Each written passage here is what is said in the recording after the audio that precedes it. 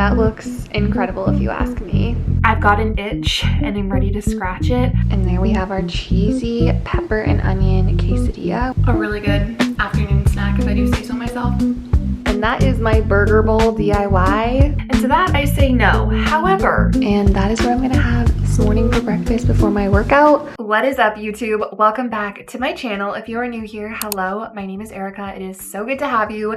And if you're not new, welcome back to the channel. Today I wanted to take you guys through a full day of eating high protein, fueling my body as somebody who runs marathons and is maybe training for another type of endurance race in the next 5 to 6 months. Stay tuned for an update on that later in today's video. But regardless, I wanted to show you guys what a typical day in the life, full day of eating looks like on a day where I do a gym workout. I don't really change my nutrition day to day on purpose depending on the workout, but if I am doing a really long run or a really long bike ride or something like that, I typically will fuel during my workout as well. But I don't track my calories, I don't track my macros. I try to eat pretty high carb, pretty high protein, moderate fat. That's just what works best for me. When I make these videos, it's not because I want to tell you guys that this is how you should eat. It's just to give you an idea for new recipes to try and to show you guys that it is okay and necessary to fuel your body if you're wanting to perform really well. So with that being said, let's get into the video and I'll see you guys on the flip side. Okay, for breakfast today, we are making, well, I've already made these. They are overnight pumpkin spice oats. And I did post this recipe in a really recent video if you guys want to check it out.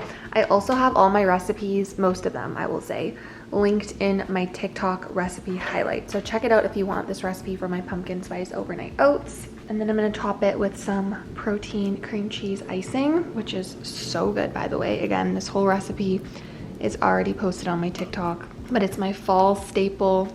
Gets me some good carbs in before I go work out, and it tastes amazing. Look at that, gorgeous. And that is what I'm gonna have this morning for breakfast before my workout. Perfect, like I said, for some quick carbs. It's gonna keep me satiated for quite a while.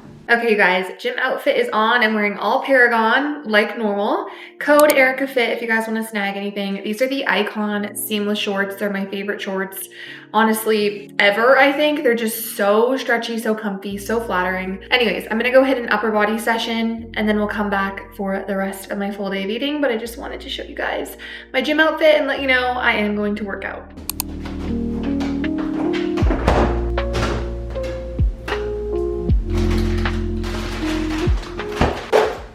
Okay, you guys, post-workout smoothie, you guys know the drill. Always start with about 1.5 cups of almond milk. Then we'll do some frozen strawberries and some frozen cherries. I'll do a scoop of PEScience protein. Currently, I'm loving chocolate peanut butter cup for my smoothies. I'm more of a chocolate smoothie girl than vanilla.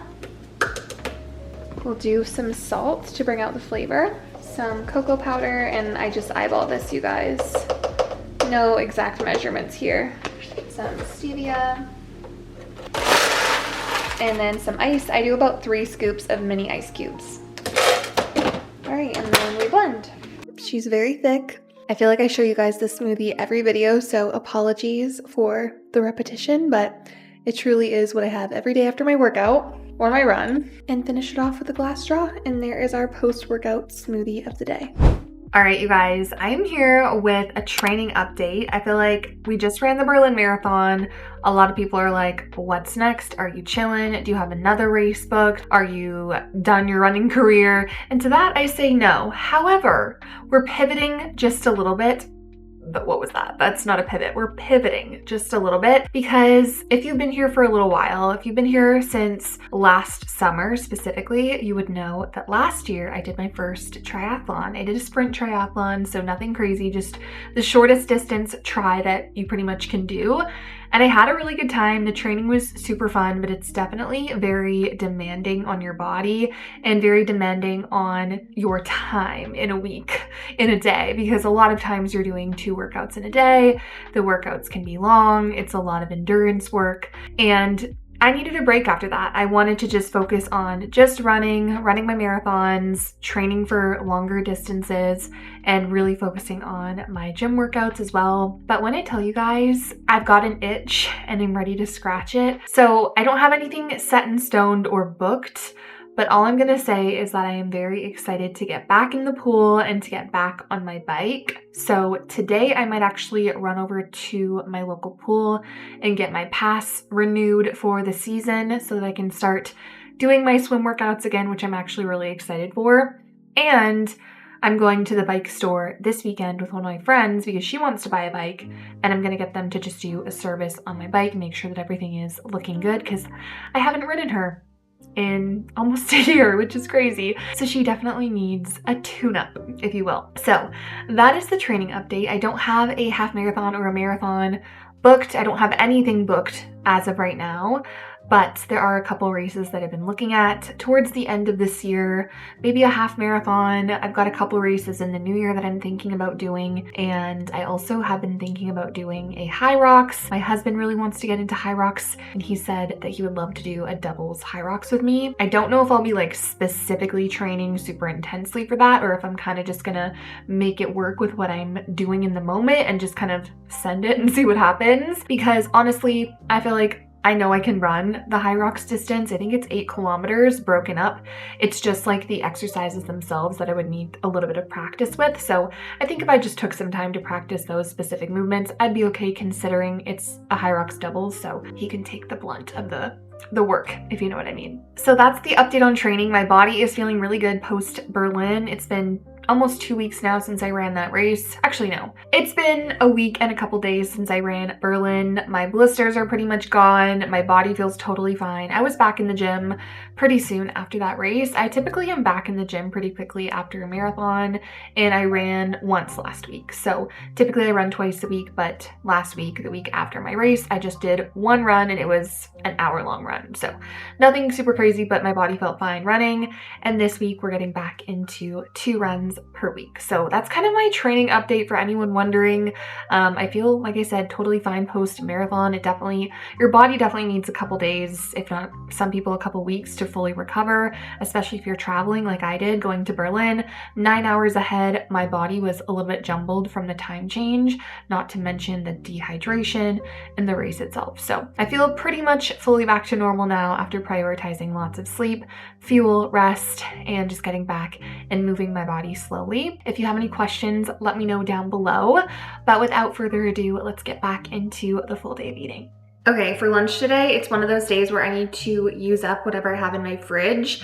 And I feel like I made this recipe maybe a month ago or so on my channel, but I'm gonna tweak it slightly. I've been obsessed with quesadillas lately, but I have peppers that I need to use up, and I have a ton of avocado, so I'm gonna make guacamole. So without further ado, let's get into a higher protein, lower fat cheese and other ingredient quesadilla that I promise you're gonna love if you try it out. All right, first things first, I'm gonna chop up and dice some bell pepper and some purple onion, and this will go inside the quesadilla, as well as the onion will be in the guacamole. Okay, I might not need 2 peppers, but I'll just eat the other one. So 1 pepper is probably enough, so I'll just eat this other one right here. Okay, that's done. Let's make the filling. In goes the peppers and some of that purple onion. Then I'm gonna do about 1/4 cup of cottage cheese, some paprika, and I'm just eyeballing this, you guys. Chili powder, salt, garlic paste, and I will mix that up a little bit, and then we'll add our mozzarella. And again, for this, I'm kind of just eyeballing it. I would say about 1/4 cup as well. And then make sure this is all nice and mixed together. And this will be the inside of our quesadilla mixture. So we'll put all of the mixture onto half of our tortilla. I just use like a burrito tortilla shell, but whatever kind you like will probably work fine. All we're gonna do is fold it in half, and then I'm gonna put this on my pan around medium heat for, I'd say, about 4 minutes aside. So that goes in there, press it down, and we'll let that cook until it's golden on one side, and then we'll flip it over. And basically once the cheese is melted and it's crispy, it's pretty much done. In the meantime, we're gonna make our guacamole. So I just cut an avocado in half, perfect ripeness, love that for me. Gonna throw probably about half of this in this bowl with my onion. Also going to add some garlic, more chili powder, more paprika, more salt, and some lime juice. And then we'll mix this, kind of mash it together. I know it doesn't look the most appetizing, but trust me, those spices make it 10 times better. All right, and then we have our finished quesadilla. I'm gonna cut this in 4. And put our guac on there. And there we have our cheesy pepper and onion quesadilla with cottage cheese, high protein, such a good lunch idea.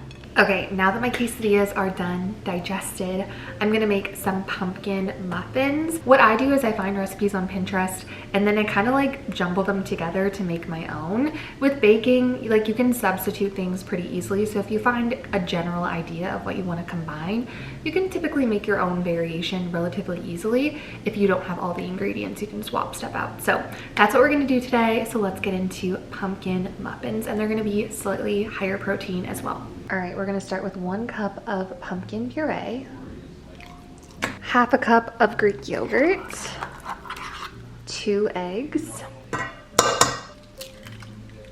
a 1/3 cup of maple syrup, and a splash of vanilla. And we're gonna mix this together until it's fully combined. Then I'm gonna use the PEScience pumpkin protein pancake mix, and I'm gonna do 1 1/4 cups of that. We're gonna do a teaspoon of baking powder, 2 teaspoons of cinnamon, 1/4 cup of applesauce, and a 1/4 cup of stevia. And we're gonna mix that together.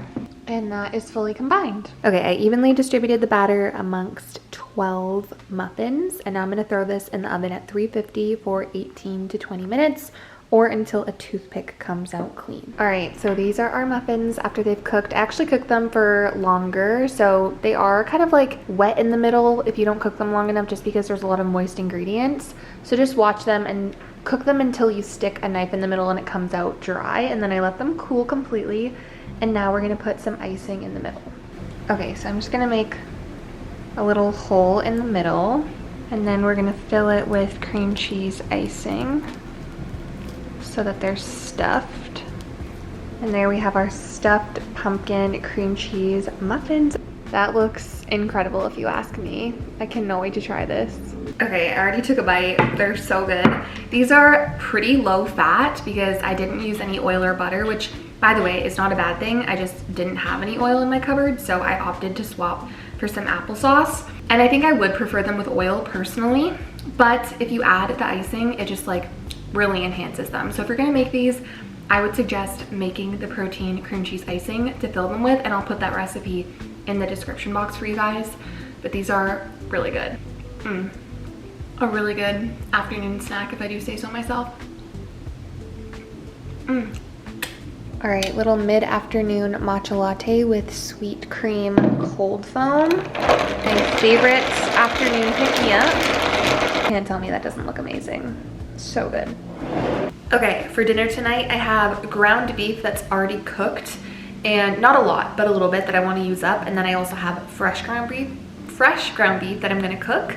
And I have potatoes that I need to use, some onion. So I figured those ingredients, to me, when I think about those together, I think about a burger bowl. So I'm gonna make that type of meal. I also have, I think, some pickles, some lettuce, some cheese, and mustard, ketchup, all that kind of stuff. So let's get into our DIY burger bowl for dinner.